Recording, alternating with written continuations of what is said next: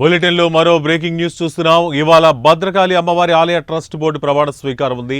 ప్రస్తుత రాజకీయ పరిణామాలతో ప్రమాణ స్వీకారంపై టెన్షన్ నెలకొంది. 12 మంది సభ్యులతోటి ట్రస్ట్ బోర్డు ఏర్పాటు చేశారు. ప్రమాణ స్వీకార కార్యక్రమానికి మంత్రి కొండా సురేఖ, ఎమ్మెల్యే నాయని రాజేందర్ రెడ్డి హాజరు కానున్నారు. అధికార పార్టీలో పరస్పర విమర్శల నేపథ్యంలో ట్రస్ట్ బోర్డు ప్రమాణ స్వీకారం సజావుగా సాగుతుందా అనే అనుమానాలు తలెత్తుతున్నాయి.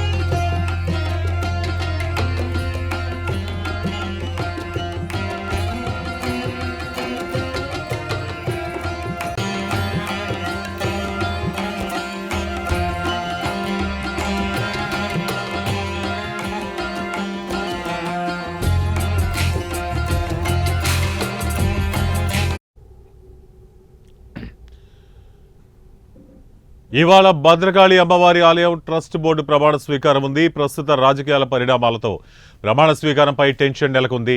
12 మంది సభ్యులతోటి ట్రస్ట్ బోర్డు ఏర్పాటు చేశారు. ప్రమాణ స్వీకార కార్యక్రమానికి మంత్రి కొండా సురేఖ, ఎమ్మెల్యే నాయని రాజేందర్ రెడ్డి హాజరు కానున్నారు. అధికార పార్టీలో పరస్పర విమర్శల నేపథ్యంలో ట్రస్ట్ బోర్డు ప్రమాణ స్వీకారం సజావుగా సాగుతుందా అనే అనుమానాలు తలెత్తుతున్నాయి.